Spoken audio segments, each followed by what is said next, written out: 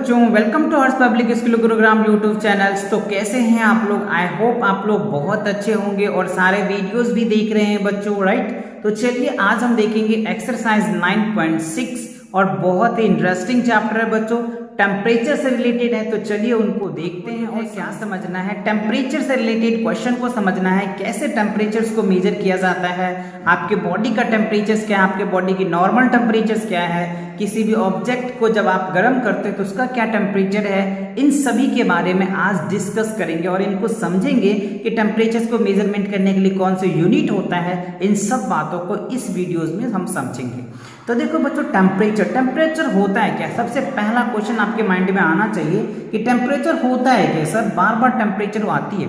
तो temperature simple सी बात, अगर वन वर्ड के डेफिनेशन बोलो बच्चों, तो ये हॉटनेस एंड कोल्डनेस को जो मेजर करने की जो यूनिट होता है दैट इज कॉल्ड टेम्परेचर होता है। आप यहाँ पे देख सकते हैं हॉटनेस और कोल्डनेस। हॉटनेस और coldness of a body is known as a temperature. किसी भी बॉडी का हॉटनेस और किसी बॉडी का कोल्डनेस को मेजर किया जाता है, दैट इज कॉल्ड टेम्परेचर। उसको हम लोग टेम्परेचर कहते हैं। तो देखो, इसको मेजरमेंट करने के भी अलग अलग वे होता है। The measurement of an object with the help of the thermometers. अगर किसी भी ऑब्जेक्ट को या किसी भी बॉडी को मेजर किया जाता है तो उसकी जो हेल्प लिया जाता है थर्मामीटर का। किसका लिया जाता है बच्चों? थर्मोमीटर का लिया जाता है। डॉक्टर, अब यहाँ पे देखिए, doctors use a clinical thermometer. तो अभी सब लोग अलग अलग अपने थर्मामीटर का यूज करते हैं, जिससे डॉक्टर जो होते हैं बच्चों क्लिनिकल थर्मामीटर यूज करके आपके बॉडी का टेम्परेचर को मेजर करते हैं, या हमारे बॉडी के टेम्परेचर को मेजर करते हैं। किससे? Clinical thermometer. आप चाहे तो इस नेम को याद रखें बच्चों। कौन सा बच्चों? क्लिनिकल थर्मोमीटर का यूज करके हमारे बॉडी के टेम्परेचर को मेजर किया जाता है, ठीक है। तो there are two scales, there are two type of scale. Scale जो होता है ना बच्चों, दो तरीके का होता है। नॉर्मली आपके स्टैंडर्ड में दो है, आगे जाके और भी आप देखेंगे तीन वैसे होता है, राइट। एक जो होता है बच्चों क्या होता है, डिग्री सेल्सियस होता है, एक फ़ारेनहाइट होता है, एक केल्विन भी होता है। वो केल्विन आपके कॉन्सेप्ट में अभी नहीं है, आगे आएंगे, ओके। तो फिलहाल आपके बुक के अकॉर्डिंग दो टाइप्स दिए हुए हैं, ओके।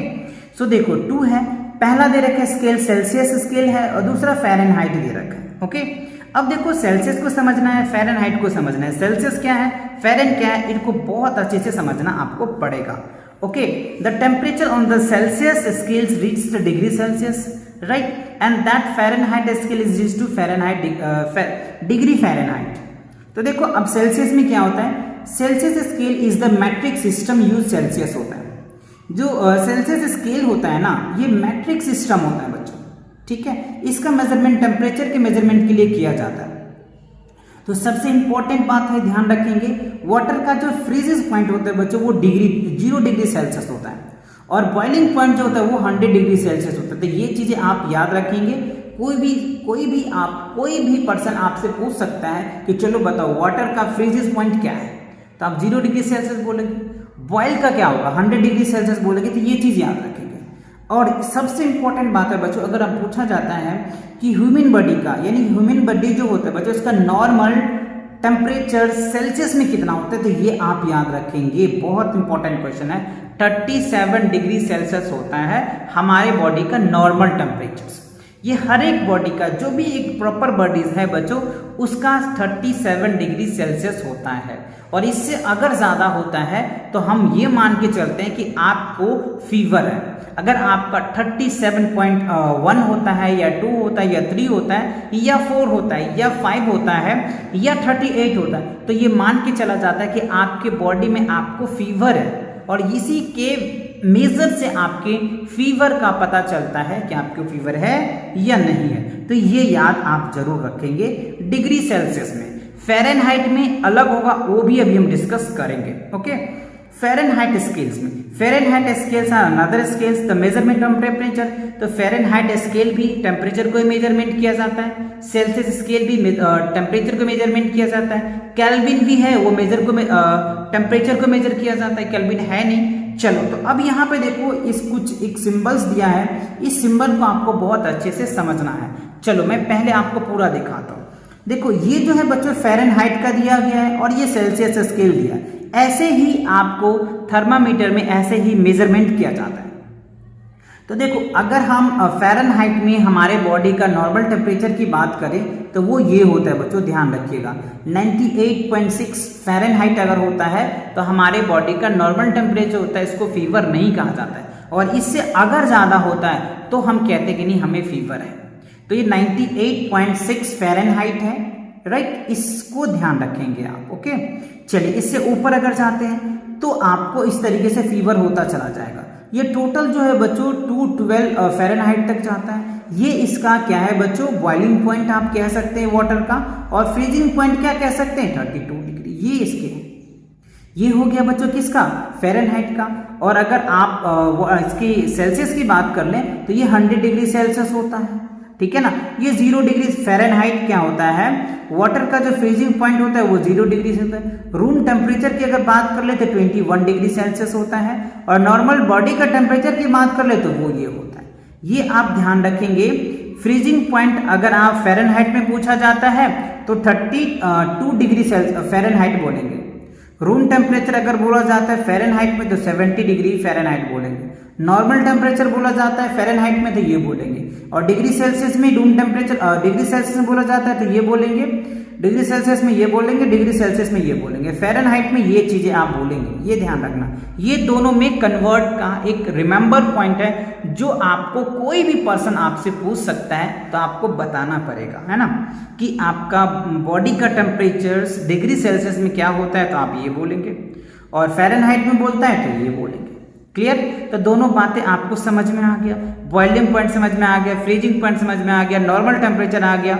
ये 4 पॉइंट आप अच्छे से याद कर ले, boiling point, normal, room temperature और फ्रीजिंग पॉइंट।